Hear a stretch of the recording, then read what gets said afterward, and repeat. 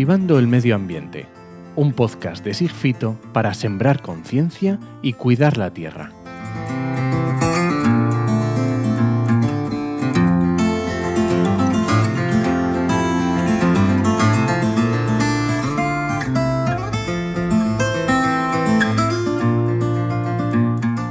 ¿Sabías que en España contamos con el ecosistema de mayor biodiversidad de Europa?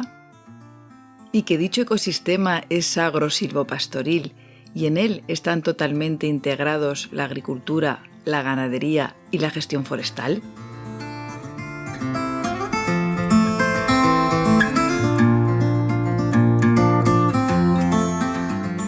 Hola, ¿qué tal estás? Soy Elisa Plumet, periodista agroalimentaria.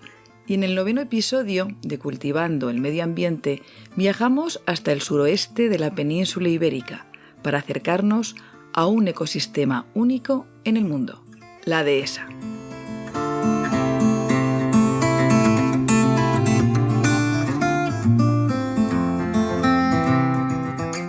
La dehesa es una superficie con árboles más o menos dispersos y un estrato herbáceo bien desarrollado, en el que en gran parte se ha eliminado el arbusto o el matorral.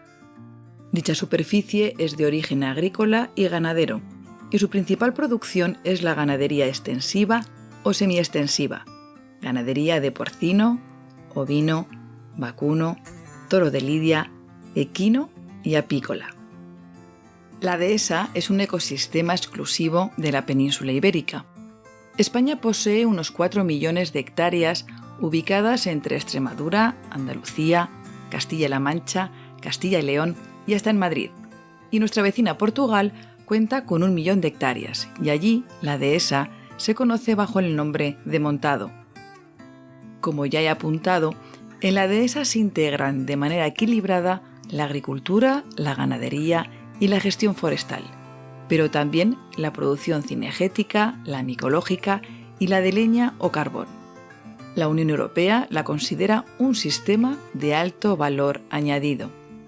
Además, la dehesa se caracteriza por su gran variedad de microhábitats y, por ejemplo, la diversidad del estrato herbáceo es tan amplia que solo la superan los ecosistemas de las áreas tropicales de Costa Rica. Date cuenta que la dehesa es el ecosistema de mayor biodiversidad de Europa, con muchísima diferencia. Acabas de escuchar a Pía Sánchez, presidenta de la Federación Española de la Dehesa, FEDEHESA, organización que está formada por más de 20 entidades que trabajan por el reconocimiento y la defensa de este territorio. Pía es abogada y durante más de 25 años trabajó en la banca, pero hace más de una década decidió volver a donde nació, al campo, a la dehesa, para encontrar allí sus mayores satisfacciones. Ella va a ser nuestra guía en este paseo por la dehesa y vamos a conocer cómo se interrelacionan las diferentes actividades que confluyen en la misma. Comenzamos. ¿Qué papel tiene la agricultura en la dehesa? La dehesa es un sistema sobre todo ganadero, que es el soporte de una gran parte de la ganadería extensiva en España.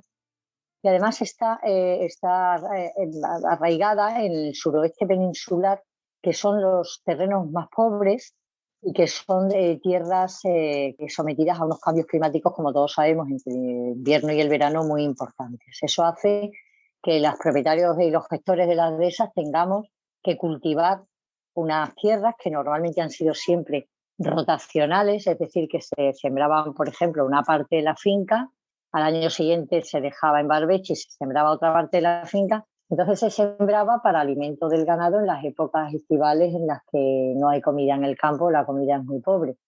Esa agricultura normalmente era cereal y era para el autoconsumo. Se empacaba o se comía diente por el ganado en verano y esas pacas de paja y ese grano pues se guardaba para las épocas en las que no había comida. Por lo tanto, la agricultura, digamos, podríamos hablar de casi 1/3 de la importancia de la dehesa como para alimento del ganado que pasta en ella. Porque en la dehesa el pastoreo es fundamental. ¿Qué ganaderías se producen en la dehesa y qué funciones tienen? La ganadería normalmente que puso casi el emblema de la dehesa es el cerdo ibérico de Belloc. Fíjate que solamente se produce en el mundo en territorio de dehesa, porque somos un sistema organizado con un árbol que es frutal, como es la encina, que alimenta al cerdo ibérico de bellota, que por eso se llama así, pero también la ganadería extensiva, todo el ganado merino, que ha tenido una importancia enorme en la vida cultural de este país, a través de, como ya sabemos, del Concejo de la Mesta, cuando se protegía las cabañas merinas por la lana, que era casi, digamos, la principal fuente de ingresos que tenía el Reino de España.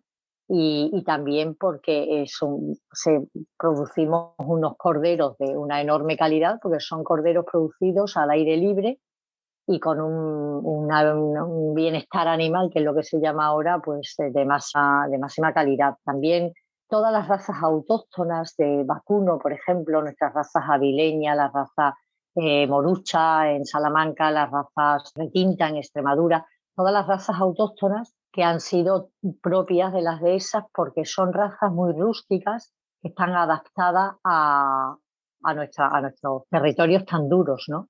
Tan duros por la climatología y por la pobreza de sus suelos. Otra de las ganaderías muy emblemáticas de la dehesa, que no existiría sin la dehesa, pues es el toro bravo, ¿no? Toro bravo es una raza que se cría en las dehesas, aunque sea en un porcentaje muy pequeño, se cría en nuestras dehesas y también pues, tiene una gran importancia cultural y patrimonial. Y bueno, actualmente, además de las abejas, que también se considera ganadería, pues también hay fincas donde se crían caballos tanto con vocación cárnica como caballos de recreo. En la dehesa la gestión forestal también es importante y en la dehesa encontramos, pues aparte de matorrales, pues encinas, alcornoques y acebuche, que es el olivo silvestre. ¿Cuáles son las características de este bosque y si se puede llamar así? Sí, bueno, es un bosque aclarado, ¿no? Lo que siempre cuando hablamos de dehesas hablamos de bosques aclarados porque la densidad del árbol no es demasiado importante. En una dehesa, lo que llamamos fracción de cavidad cubierta, es decir, la parte del suelo que está cubierto por árboles, aproximadamente pues son entre 30 y 70 pies de árbol por hectárea, y eso es un bosque aclarado. Pero me alegra que hayas hablado del matorral porque en los últimos años, y por mor de la aplicación de la política agraria comunitaria, se le declaró la guerra al matorral. El matorral en la dehesa, que es propio de la dehesa y donde abunda, date cuenta que la dehesa es el ecosistema de mayor biodiversidad de Europa, con muchísima diferencia. Y dentro de los territorios semidesérticos del mundo, como tenemos el área mediterránea, pues la diferencia de biodiversidad es brutal, brutal con los ecosistemas, con otros sistemas, ¿no? Hay algunos, bueno, eso está ya documentado, pues estamos hablando de una proporción del 500-100 con respecto a la biodiversidad que existe en la dehesa. Y vuelvo al tema del matorral porque me parece sumamente importante. Como te decía, la aplicación de la política agraria comunitaria nos ha llevado a los gestores de dehesa a desdeñar la importancia que tiene el matorral, porque cualquier superficie que no fuera pasto te la descontaban de la superficie con derecho a ayudas por aplicación del famoso coeficiente de admisibilidad de pastos, y eso pues hacía que la mayor parte de las dehesas estén ahora mismo como campos de golf con sus árboles envejecidos, porque ni siquiera se permiten los renuevos, no es que no se permita, es que se penalizan, ¿no? Los renuevos de encinas, y eso ha incidido directamente en la salud del ecosistema y ha hecho que muchas de esas se encuentren en serio riesgo de extinción. Hemos hablado del matorral, pero también tenemos las encinas y los alcornoques, que de los alcornoques se obtiene el corcho, uno de los productos más característicos de la dehesa. Los dos son árboles frutales de alguna forma, ¿no? Porque está claro que una encina y un alcornoque no son árboles madereros, o sea, no son árboles, dado su enorme lentitud en el crecimiento, no son árboles que se planten como un chopo, un fresno, un álamo para aprovechar la madera, ¿no? Entonces son árboles frutales. La encina nos da la bellota, que es lo que posibilita que exista el cerdo ibérico de bellota. Además es una fruta con muchísimas propiedades que últimamente desde muchos sitios la estamos poniendo en valor a través de varios proyectos, de un producto que fue muy importante para la alimentación humana en la posguerra, Con la bellota se hacía de todo, se hacía harina para alimentación humana, se hacía, bueno, con la harina, pues que puedes imaginar, se hacía pan, se hacía dulces, además tiene una digestibilidad, parece ser bastante mayor que la harina de trigo. Además, la bellota, pues ahora actualmente hay experimentos de horchata de bellota, de turrón de bellota, yo he probado un montón de productos que son una verdadera maravilla y la tenemos ahí al alcance de la mano casi. Y el alcornoque, nos da el corcho a cada 9 o 10 años, que es un producto muy valioso, que es con el único que se hacen los tapones de los vinos buenos, digamos, y que no voy a hablar del corcho aquí, pero que tiene también una importancia económica, aunque sea en periodos largos, para las dehesas. Al final, como ves, todos estos elementos se agrupan para formar este ecosistema tan maravilloso, tan, tan completo, que yo creo que en una economía de autoconsumo permitiría casi producir el 90% del alimento, de los alimentos que necesitamos. Bueno, yo cuando éramos pequeños vivíamos en el campo, mi madre decía que ella solo tenía que comprar pescado y chocolate, lo demás lo producíamos todo allí, ¿no? Para que veas el injusto tratamiento, el injusto, perverso y dañino tratamiento de la dehesa en la política agraria comunitaria, pues igual que el olivo o el almendro, son árboles de secano, han sido considerados cultivos permanentes y dotados de una subvención muy importante para su mantenimiento, la encina no. La encina se le ha considerado un árbol forestal cuando no lo es, porque ya digo que no tiene ningún aprovechamiento maderero, sino que tiene un aprovechamiento de árbol frutal, la bellota. Se le ha considerado un árbol forestal y por lo tanto sin derecho a ayudas. Hasta ahora hemos hablado de agricultura, ganadería, matorrales y árboles, pero la dehesa, dentro de su humildad y de su dureza, todavía da más de sí. De este modo, seguimos hablando sobre otras actividades. En todo este ecosistema agrosilvopastoril, ¿verdad? Se dice el ecosistema de la dehesa, agrosilvopastoril, qué bonito. También están los animales silvestres y en partir de la dehesa se encuentran cotos de caza. ¿Qué importancia tiene la gestión de los animales silvestres y la caza dentro de una dehesa? Pues todos estos aprovechamientos de los que estamos hablando forman una pequeña parte de los ingresos que sostienen la dehesa. Que realmente dehesas dedicadas a la caza en España solo hay un 6%. El otro 2% es para dehesas dedicadas a la cría de toro de lidia, ganado bravo, y el 92% son dehesas de una superficie media de 200 hectáreas, o sea que son pequeñas fincas que no permiten una explotación intensiva de caza. Lo que sí se hace es complementar la renta que pueda suponer pues, dar una montería al año, pequeños grupos de cazadores para la caza menor, que cada vez queda menos, con diferencia además, pues complementar la renta que pueda producir una finca. Y en eso se ha reducido la caza en las dehesas, o sea, son aprovechamientos muy secundarios que complementan una pequeña renta y que no requiere de una actividad, digamos, de una gestión cinegética ex profeso para ello, ¿no? Requiere, pues, por ejemplo, que en verano se habiliten bebederos para la perdiz o para el conejo, que se mantengan las estructuras de las tablillas de los cotos, que se pague el impuesto y a cambio, pues normalmente los propietarios venden una montería al año, puede ser un ingreso que no está mal para una dehesa, o venden no sé, pues las tiradas de zorzales o las tiradas de perdices o la tirada de conejos cuando lo hay, que también cada vez hay menos. Y además de la agricultura, la ganadería, la gestión forestal, de lo que son las encinas, los alcornoques, de la caza también tenemos el turismo. Entiendo que a veces puede estar vinculado a la caza, a veces no, y que quizás sea el área de negocio más reciente incorporado a la dehesa, ¿o no? El problema de las dehesas es que son tan poco rentables, muchas veces los propietarios, aparte que ya no viven de ellas, sino que tienen sus propias profesiones y trabajos, pues se ven con dificultades para mantenerlas, porque dada que la rentabilidad es tan baja y que las ayudas de la política agraria son tan pequeñas, pues nos cuesta mucho trabajo mantenerlas, ¿no? Y el turismo es hoy por hoy yo creo que una de las más esperanzadoras vías de salvar la rentabilidad de este tipo de fincas. De hecho, yo, por ejemplo, pues he iniciado en el mes de febrero una actividad de turismo rural y he preparado la casa que ya había en la finca para hacer turismo rural. Y actualmente te podría decir que como van las cosas y solamente llevo 4 meses, pues se puede convertir en la principal fuente de ingresos con diferencia.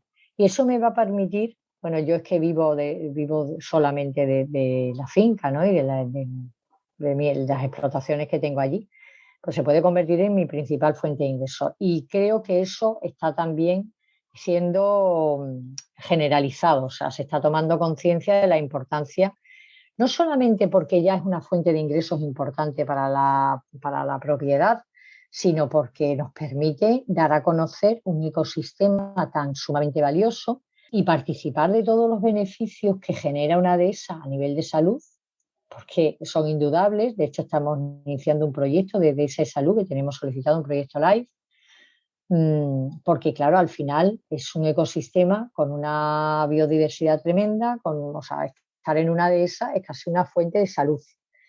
Y eso damos la posibilidad a mucha gente que pueda conocer la vida en las dehesas, la ganadería extensiva, ver cómo se crían nuestros animales, pues la cantidad de aves, de plantas, de las que se puede disfrutar, plantas aromáticas, plantas medicinales, los olores que hay, la luz que hay, ¿no? Cómo se filtra a través de las hojas de las encinas, que es un espectáculo la dehesa en cualquier época del año. Cómo se queda ahora en verano absolutamente dorados esos campos con las encinas verdes, ese verde humilde pero perenne siempre ahí, ¿no? Como diciendo, estoy aquí, sigo aquí y cuidarme, ¿no? Y el matorral, ese matorral mediterráneo verde maravilloso, como el lentisco, el mirto, con esos olores tan alucinantes, esos sonidos de la cantidad de pájaros, de grullas, de cigüeñas, de buitres, de águilas, de pájaros menores, de todo tipo, ¿no? En fin, yo creo que hay que entender este ecosistema como lo que es un ecosistema multifuncional, donde todos los eslabones de esta cadena tienen una enorme importancia. No se puede gestionar una de esas como si fuera unas tierras de cereales de Castilla y León, estas tierras maravillosas de labor que hay en Castilla y León, que permiten sacar 4, 5, 6.000 kilos por hectárea. Nuestras de esas, con mucho trabajo, ¿no? Como mucho nos dan 1.500, 2.000 kilos por hectárea de grano, ¿no? Pía, si falla uno de todos estos componentes del ecosistema de la dehesa, ¿qué es lo que pasa? Pues mira, es como un ecosistema, es como el cuerpo humano, es un sistema en la que todos los elementos de ese sistema son absolutamente necesarios para la salud integral del sistema. Imagínate que te falta un pulmón o que si te falta el corazón, que mueres, pero si te falta un riñón o te falta una parte, hay partes más importantes. La ganadería extensiva es la parte más importante de la dehesa, la que hace dehesa, pero si nos falta el matorral, por ejemplo, es como si nos faltara a lo mejor el hígado o el riñón. Probablemente el sistema sobreviva, pero empieza a tener problemas de salud, empieza a tener dificultades para sobrevivir. En el largo plazo, la supervivencia en el corto plazo puede existir, pero en el largo plazo o en el medio plazo el ecosistema puede acabarse. Cualquiera de los eslabones de esa cadena son absolutamente necesarios y vitales para la supervivencia del ecosistema. Y actualmente, ¿cuál es la salud de las dehesas en España? Pues muy mala, muy mala. No estamos en la UCI, pero pues estamos en la antesala de la UCI. El otro día venía por Portugal de Mértola y te y entras por la Sierra de Huelva. El panorama es absolutamente desolador. Te encuentras con cientos de hectáreas que ya no existen de dehesa. Hay una enfermedad, se llama la seca, la muerte es una muerte súbita, la seca de la encina causada por la Phytophthora, una especie de hongo, se llama Phytophthora cinnamomi, que o sea, ataca la raíz, la pudre y provoca la muerte súbita en 3 o 4 meses, puede desaparecer una encina de 200 o 300 años. Y eso A los alcornoques también les afecta, ¿no? La seca. sí, también les afecta. En la zona que te digo, pues prácticamente en la zona del Alentejo, del centro del Alentejo y de toda la zona de la Sierra de Huelva, casi hasta allá Huelva, está muy afectada por la seca. Ese problema está subiendo, ya te encuentras en casi todo el territorio de esa, que está concentrado en Extremadura como primera superficie, Andalucía, Castilla-León y Castilla-La Mancha, pues te encuentras ya problemas de seca en casi todas las explotaciones. ¿Qué ha pasado? Que como no hemos gestionado el ecosistema como un todo, como te decía antes, hemos desdeñado la importancia del matorral, hemos desdeñado la importancia del árbol, hemos desdeñado la importancia de la carga ganadera, que ha sido muy determinante en la salud de nuestros suelos, y hemos despreciado absolutamente la salud del suelo, que es la fuente de vida, la única fuente de vida que tenemos real. Cualquier elemento pues le coge muy debilitada al ecosistema y acaba con ella. Mira, uno de los problemas grandes que se tuvieron en las dehesas fue que se trataron en los suelos como si fueran las tierras cerealísticas del norte de España, de Castilla-León o de las zonas más ricas, ¿no? Se metió maquinaria en las dehesas propias de las zonas cerealísticas, que eran grandes tractores con grandes gradas de discos o cultivadores o de vertedera. Nuestros suelos son suelos muy pobres, con un perfil muy pequeño. El perfil A, que digamos que es la parte superficial donde se acumula toda la materia orgánica, tiene una altura muy pequeña. Entonces, meter esas maquinarias pesadas tan agresivas para el suelo, pues que además las raíces superficiales que tenemos en los árboles pues fueron muy tocadas también por estas gradas de disco, y eso pues hizo que los suelos de la dehesa pues sufrieran muchísimo daño. Por eso es tan fundamental en requerir de las políticas, de los políticos, que adopten normativas y que adopten legislaciones que protejan a la dehesa, cosa que hasta ahora no se ha hecho. Pues precisamente de políticos y de las políticas que estos desarrollan vamos a conversar a continuación, de cómo se ha conseguido sensibilizar a los primeros para comenzar a elaborar una ley de la dehesa, ley que sirva de marco para su reconocimiento en ayudas tan importantes como las de la política agraria común.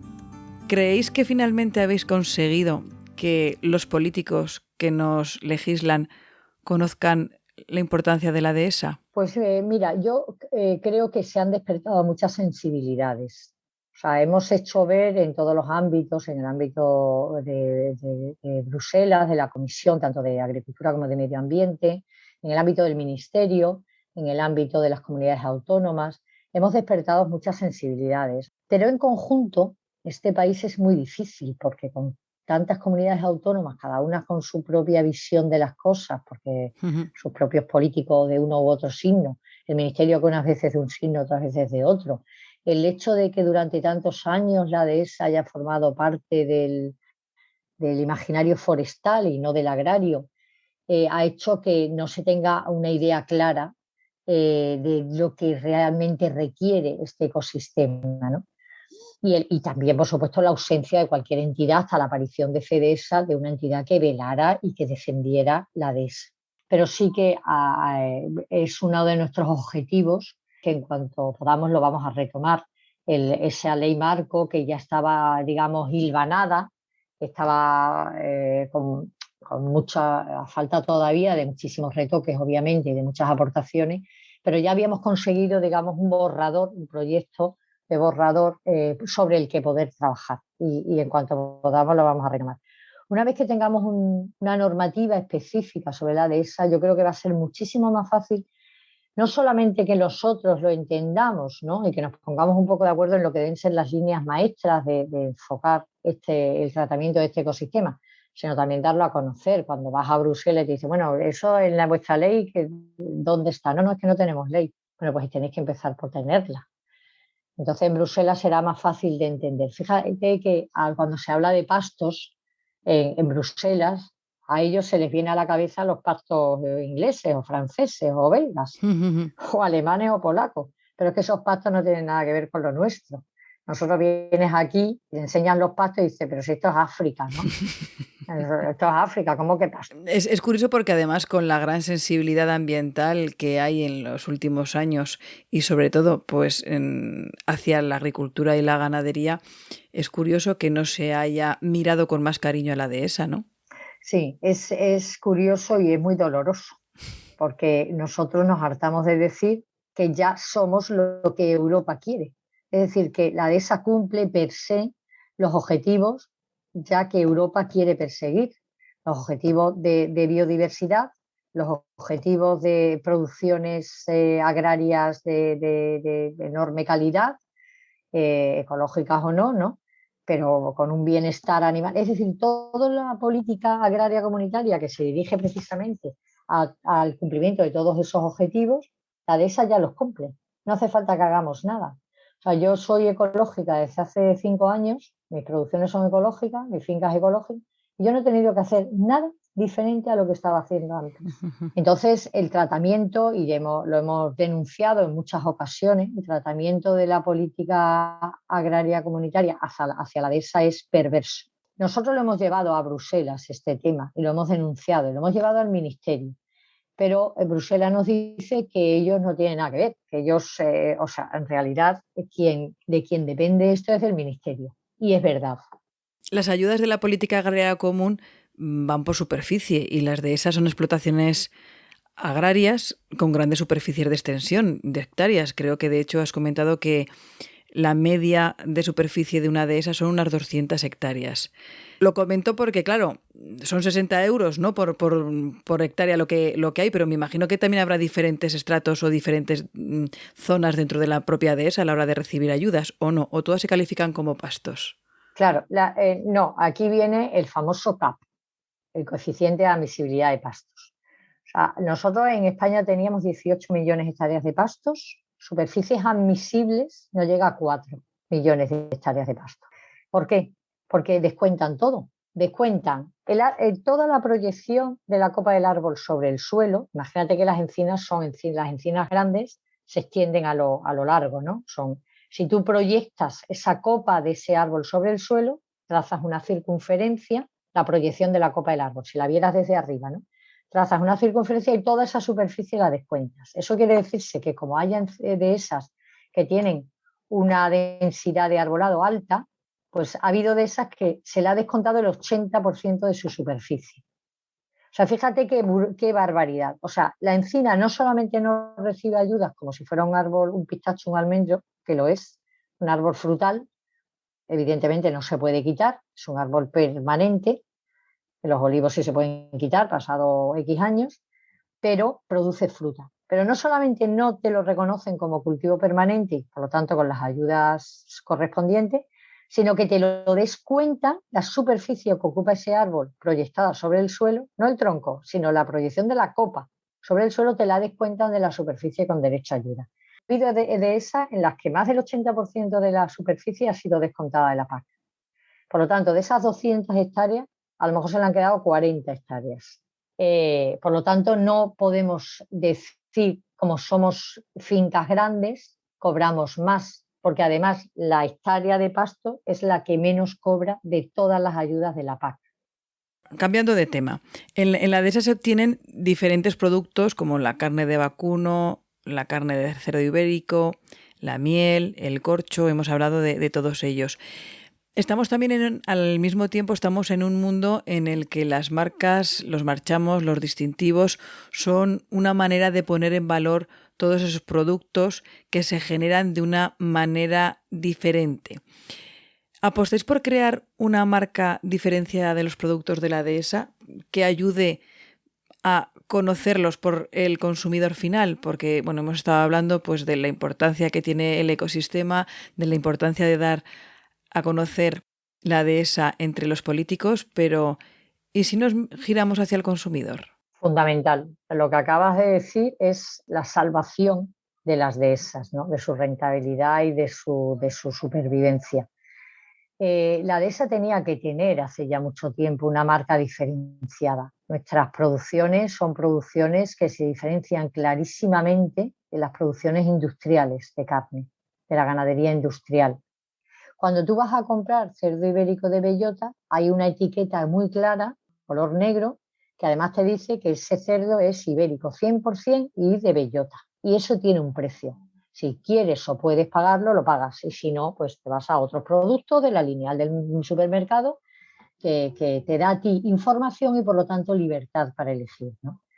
En el caso de la carne, ¿no? Tú vas a una lineal a comprar carne de cordero y no sabes de dónde viene, dónde ha estado criado, cómo ha sido alimentado, cómo ha vivido, no sabes nada. Entonces no lo puedes valorar y por lo tanto no lo puedes elegir.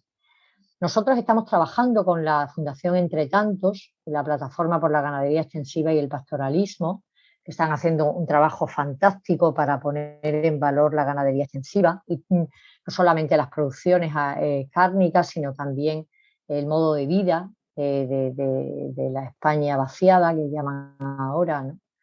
Y estamos trabajando sobre un sello diferenciador que están ellos elaborando de la ganadería extensiva. Lo hemos presentado al ministro de Consumo, lo hemos presentado al secretario general de Agricultura, se lo hemos presentado hace unos días a la ministra de Transición Ecológica, recabando ayuda, ¿no? y apoyos, porque creemos fundamental. Si somos capaces de tener una etiqueta, ya no digo de la Dehesa, que eso sería lo ideal, es decir, lo ideal sería que los productos de la Dehesa tuvieran un etiquetado que dijera que viene de la Dehesa y eso lo pudiera valorar el consumidor, ¿no?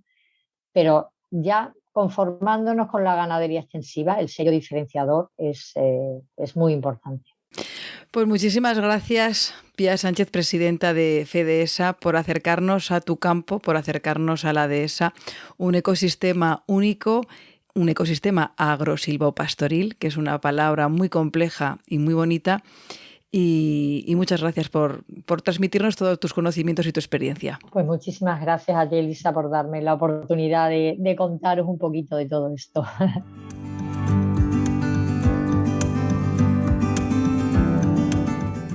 En Cultivando el Medio Ambiente, además de sembrar conciencia, también queremos plantar reflexiones. Así que mientras tú rumias las tuyas, yo te adelanto las mías. La península ibérica posee uno de los ecosistemas agrosilvopastoriles más biodiversos del mundo.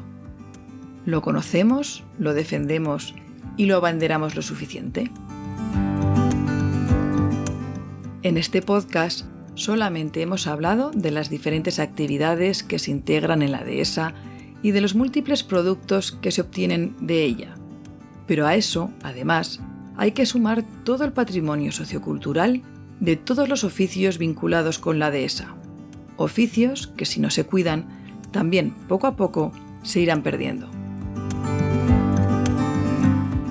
En general, los sistemas de producción agrícola y ganadero son muy diversos y siempre dependen de factores que no se pueden cambiar, como el suelo, la orografía, el clima. En este sentido, antes de introducir herramientas o prácticas de otros lugares, sería recomendable pensar cómo pueden afectar a nuestro territorio para no perjudicarlo o ponerlo en peligro. Espero que haya sido de tu agrado este paseo por la Dehesa, un campo singular, precioso y a la vez desconocido. Pero para eso, para acercarte al campo, te espero aquí, en Cultivando el Medio Ambiente. Así que cuídalo y cuídate.